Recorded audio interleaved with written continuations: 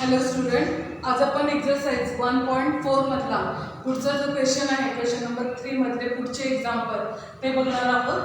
If x ची value दिली आहे आणि वाय ची एक व्हॅल्यू दिलेली आहे विथ पॅरामीटर टी च्या फॉर्म मध्ये, then show that d y by d x ची एक टर्म दिली आहे minus y upon log x into log y च्या फॉर्म मध्ये ही टर्म आपल्याला शो करायची.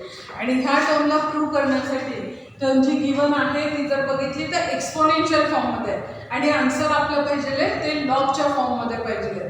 म्हणूनच या केसला लॉग करून घ्यायचं आणि मग सिम्प्लिफाय करायचं, जेणेकरून आन्सर आपलं व्यवस्थित येऊ शकतं. ही जी टर्म आहे ती गिवन टर्म लॉगच्या फॉर्म मध्ये आपण कन्व्हर्ट करून घेऊया. So taking log on both hand side,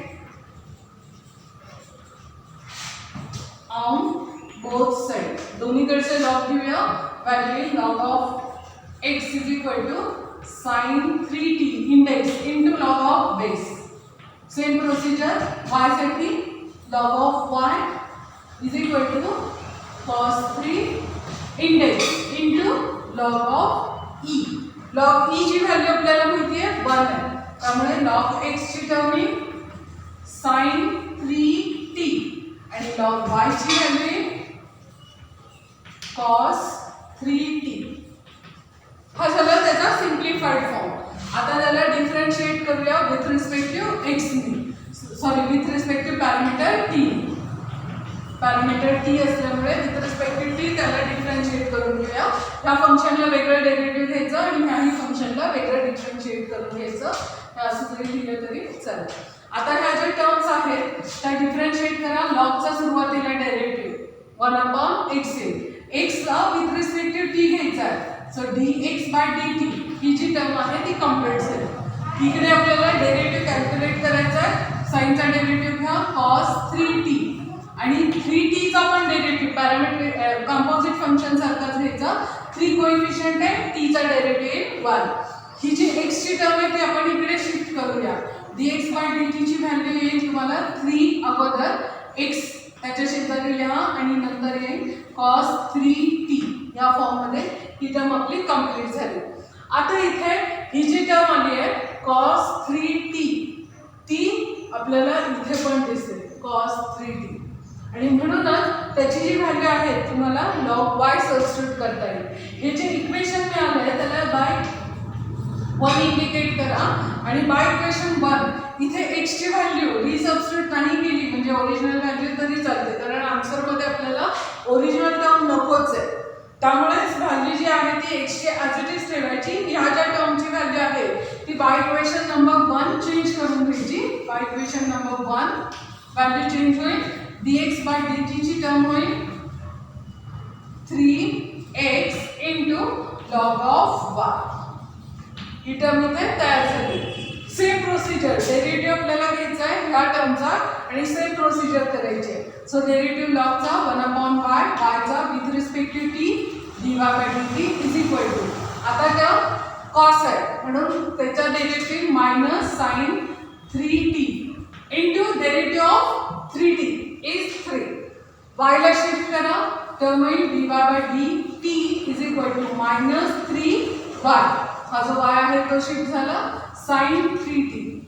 परत by equation number 1 sin 3t ची व्हॅल्यू तुम्हाला सबस्टिट्यूट करता येईल log of x. ती टर्म घेऊया. So by equation 1 value substitute करा dy by dt is equal to minus 3y into log of x. आणि आता आपल्याला dy बाय dx च्या फॉर्म मध्ये ही टर्म हवी.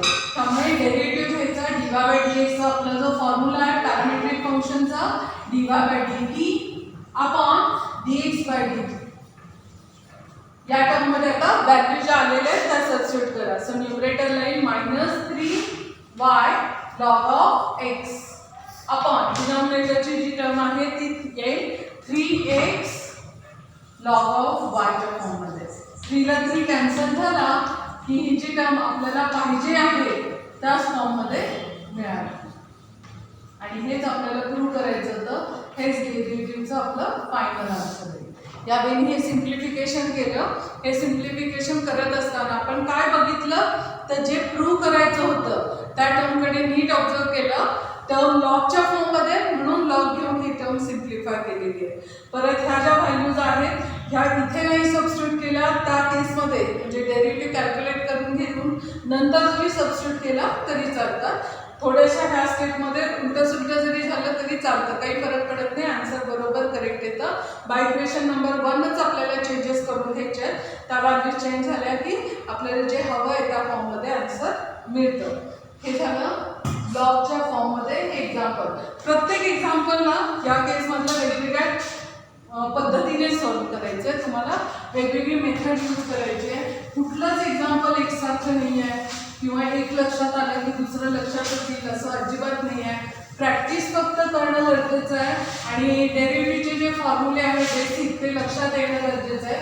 त्याच्यानुसार व्हॅल्यू बघायच्या आणि मग ठरवायचं की काय करणं गरजेचं आहे, कशा पद्धतीने हे सिम्प्लिफिकेशन होऊ शकतं हे नीट बघून सिम्प्लिफाय करायचं. सो नेक्स्ट एक्झाम्पल आहे if x is equal to t plus 1 upon t minus 1, y is equal to t minus 1 upon t plus 1. Then show that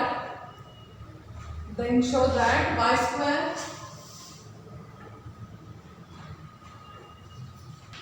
plus dy by dx is equal to 0. थोडीशी term वेगळी आहे. डेरिव्हेटिव्हचा जो form आहे तो dy by dx is equal to असा नाही. Value जी आहे ती थोडंसं आपल्याला ह्या एक्झाम्पलसाठी वेगळं टेक्निक यूज करून घ्यावं लागेल. ह्या दोन्ही टर्मला ॲज इट इज त्याला डिफरन्शिएट करायचं with respective parameter T. You upon बीचा जो फॉर्म्युला आहे तो यूज करायचा दोन्ही केससाठी आणि मग व्हॅल्यू सिम्प्लिफाईड फॉर्ममध्ये येईल. So differentiate with respective T. Derivative घेऊया.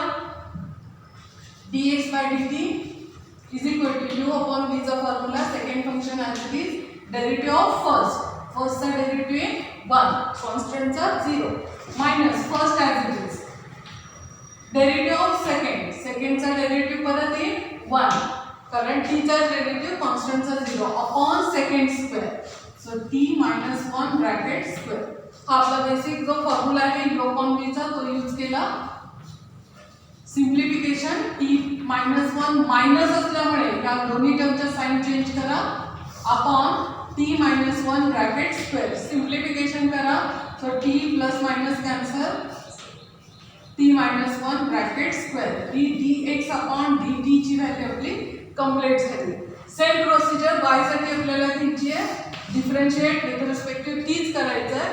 Term in u upon v चा formula second function as it is derivative of first ची व्हॅल्यू परत एकदा 1 minus first as it is derivative of second is 1 upon second square. So second square या पद्धतीने ही term होता. Simplify करूया. t plus 1 minus आहे minus साईनने आतमध्ये multiply करा minus minus plus 1 upon t plus 1 bracket square. परत सिम्प्लिफिकेशन करा. Plus minus T get cancel addition 2 upon t plus 1 bracket square. हे झालं याचं सिम्प्लिफिकेशन. व्हॅल्यू जी आलेली आहे ती व्हॅल्यू आता आपण डिराईव्ह करूया डेरिव्हेटिव्हच्या फॉर्ममध्ये. जे dy by dx is equal to dy by dt upon dx by dt. Term substitute करा 2 upon t plus 1 bracket square upon ही जी टर्म आहे ती minus 2 upon t minus 1 bracket square. या फॉर्ममध्ये ही टर्म आहे. 2 ला 2 कॅन्सल होईल आणि ह्याचा रेसिप्रोकल येईल. हा न्यूमरेटरला जाईल आणि हा डिनॉमिनेटरला शिफ्ट होईल. सो मायनस साइन मध्ये लिहिते मी. हा न्यूमरेटरला t minus 1 ब्रॅकेट स्क्वेअर हा कॅन्सल होणार नाही आणि t प्लस 1 डिनॉमिनेटरला शिफ्ट होईल ब्रॅकेट स्क्वेअरच्या फॉर्ममध्ये. हा आला dy by dx चा फॉर्म. पण आपल्याला हे आन्सर नको आहे. आपला आन्सरच वेगळा आहे. आपल्याला शो वेगळ्याच पद्धतीने करायचं आहे आणि या केसमध्ये व्हॅल्यू जी आहे ती शो टाईप आहे आणि म्हणूनच LHS घेऊन RHS शो करावं लागेल. त्याच्याशिवाय हे सिम्प्लिफिकेशन लक्षात येणार नाही. डेरिव्हेटिव्हची जी व्हॅल्यू आली dy बाय dx ची ती इथे सबस्टिट्यूट करायची, जो RHS आहे आपला सॉरी LHS आहे त्याच्यामध्ये तो सबस्टिट्यूट, आणि y स्क्वेअर इथे y ची टर्म आहे त्याचा स्क्वेअर करून घेऊया आणि मग ती टर्म जी असेल ती घेऊया. सो सिम्प्लिफिकेशन LHS घ्यायचं, LHS ची value y square plus dy by dx, value substitute करा.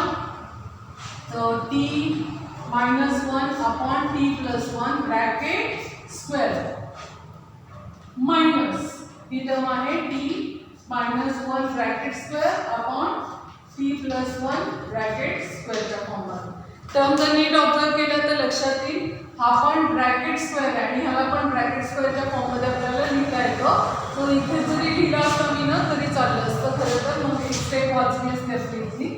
t minus 1 upon t plus 1 as it is ठेवूया ब्रॅकेट स्क्वेअर आणि ही टर्म लिहिताना या फॉर्ममध्ये लिहून जाऊया, आणि प्लस मायनस असल्यामुळे कमी 0 आणि म्हणून आपल्याला मिळेल RHS.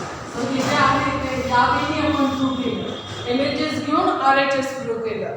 सो काही एक्झाम्पल कशा पद्धतीने घ्यायचे हे टेक्निक मात्र तुम्हाला डेव्हलप करून घ्यावं लागेल. ह्याच्यासाठी प्रॉब्लेम तुम्हाला सॉल्व्ह करूनच बघावे लागतील, दुसरं काही त्याला मेथड नाही आहे.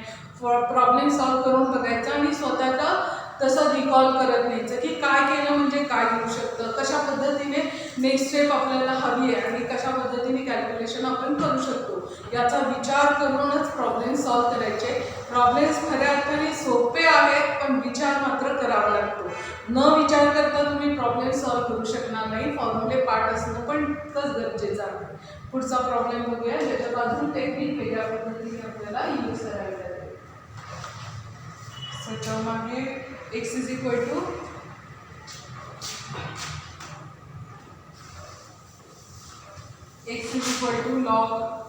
लॉगची टर्म घेऊया.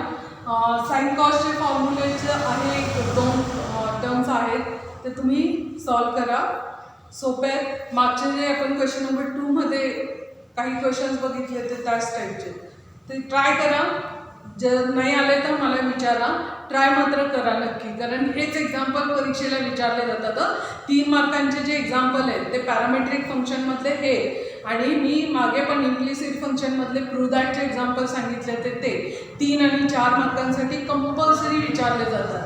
त्यामुळे हे एक्झाम्पल सॉल्व्ह करून बघायचेच आहे, आणि जर अडचण आले तर मला नक्की सांगा, मी सॉल्व्ह करून देईन तुम्हाला. पण इंडिव्हिज्युअल व्हॉट्सअपवर सॉल्व्ह केलेलं तुम्ही जे काही असेल ते दाखवा. जेवढं तुम्हाला प्रयत्न करता येईल तेवढे करा, आणि नाही झालं तर मग मला फोन जरी केला तरी चालू शकतो. क्वेश्चन लॉगचा घेऊया.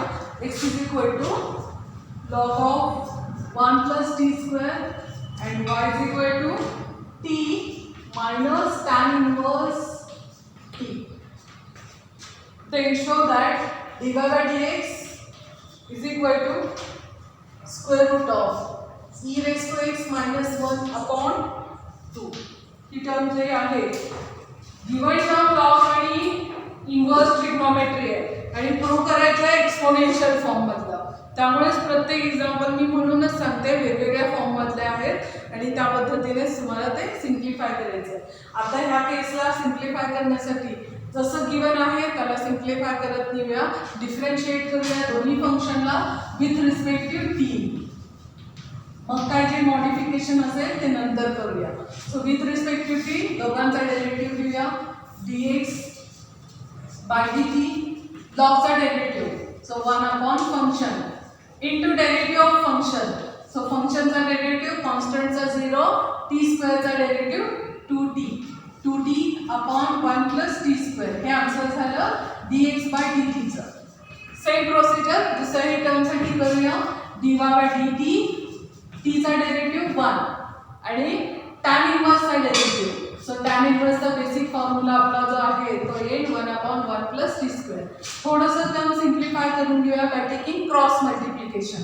सो 1 ला मल्टिप्लाय करा, term as it is minus 1 upon 1 plus t square. Simplify करा, 1 गेट कॅन्सल आणि टर्म जी मिळाली आपल्याला ती dy बाय dtच्या फॉर्ममध्ये ही टर्म आली. आता याला dy बाय dxच्या फॉर्ममध्ये घेऊया, म्हणजेच dy by dt upon dx by dt येईल. आणि ह्याला जे काही आलं आपलं आन्सर ते सबस्टिट्यूट करूया. 1 + t² अपॉन 2t 1 + t².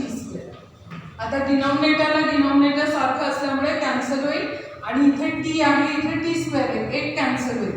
जे न्यूमरेटरला t आणि डिनॉमिनेटरला राहिला फक्त 2. हे कॅन्सलिंग जमलं पाहिजे. नसेल ना तर ह्याला रेसिप्रोकल फॉर्ममध्ये घ्या. मी जसं करतेय तसंच करावं असं नाही. तुम्ही जसं शिकलेला आहात त्या पद्धतीने कॅल्क्युलेशन करा. तुम्हाला जर हे रेसिप्रोकल फॉर्ममध्ये लवकर लक्षात येत असेल तर ह्याला रेसिप्रोकल फॉर्ममध्ये घ्यायचं आणि मगच कॅल्क्युलेशन करायचं. हे कॅल्क्युलेशन अशा पद्धतीचे कॅल्क्युलेशन आपण 8वी 9वीत शिकलेलो आहोत. या दादर 7वीत पण अशा पद्धतीचे कॅल्क्युलेशन घेतलेले आहे. त्यामुळे ते आठवायचं. तुम्ही ज्या पद्धतीने केलंय ना तसंच कॅल्क्युलेशन करा. हे मी जे डायरेक्ट लिहिते ते मी डायरेक्ट शिकले म्हणून डायरेक्ट लिहिते. तुम्हाला जसं जमेल त्या पद्धतीने करा. डिनॉमिनेटरला डिनॉमिनेटर कॅन्सल, टीला एक सिंगल टी कॅन्सल, एक शिल्लक राहील. तो इथे मी न्यूमरेटरला जो राहिला तो लिहिला आणि डिनॉमिनेटरला काय शिल्लक राहिला 2. तेवढेच टर्म आली. म्हणजे माझा आन्सर काय आलं डेरिव्हेटिव्हचं dy/dx t/2 आणि आपल्याला आन्सर हवं आहे रूटच्या फॉर्ममध्ये आणि टर्म एक्सपोनेन्शियलच्या फॉर्ममध्ये. एक झालंय अपॉनला अपॉन 2 जो आहे तो सारखाच आलाय. त्यामुळे आता आन्सर आपल्याला येऊ शकतं जर टी ची व्हॅल्यू आपण रिसबस्टिट्यूट करू शकतो तर. आणि ही टी ची व्हॅल्यू रिसबस्टिट्यूट कुणाकडनं करायची तर एक्सपोनेन्शियल आणि लॉगॅरिथम एकमेकांचे अपोजिट फॉर्म असतात. एक्सपोनेन्शियल आणि लॉगॅरिथम अपोजिट असल्यामुळे लॉगची टर्म कुठे आहे पहिल्या ह्या इक्वेशनला एक्सच्या इक्वेशनला. त्यामुळे ह्याला इक्वेशन नंबर मी 1 सपोज करून घेतलं. सो बाय इक्वेशन 1 आपल्याला हे सिम्प्लिफिकेशन करायचं आहे. एक्सची व्हॅल्यू काय लॉग ऑफ 1 + t² आणि एक्सपोनेन्शियल अपोजिट असल्यामुळे लॉगच्या taking exponential on both hand side और by using definition of log.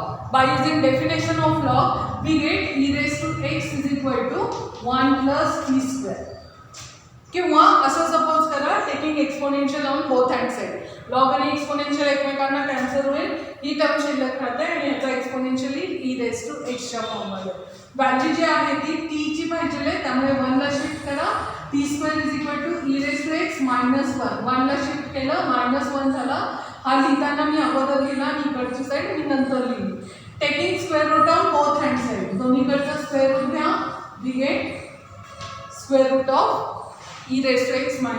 He t ची व्हॅल्यू झाली जी आपल्याला सबस्टिट्यूट करता येईल dy/dx च्या फॉर्म्युल्यामध्ये किंवा आपला जो आलेला आन्सर आहे त्याच्यामध्ये. So by this term we get dy/dx = root. याला वाटल्यास इक्वेशन नंबर 2 सपोज करा आणि इथे लिहा बाय इक्वेशन 2. ही जी टर्म आहे ती आपण सबस्टिट्यूट केली टी ची व्हॅल्यू आणि जे पाहिजे होतं तेच आन्सर आपल्याला मिळालं.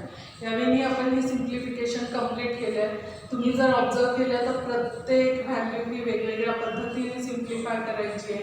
टेक्निक्स वेगळ्या आहेत हे मी सारखं सांगते आहे कारण तुम्हाला हे लक्षात आलं पाहिजे आणि तुम्ही सॉल्व्ड एक्झाम्पलसुद्धा कंपल्सरी बघितले पाहिजे. सॉल्व्ड एक्झाम्पल जर व्यवस्थित बघितले तर ह्या ज्या प्रॉब्लेम्स आहेत यांचं तुम्हाला व्यवस्थित सिम्प्लिफिकेशन जमू शकतं.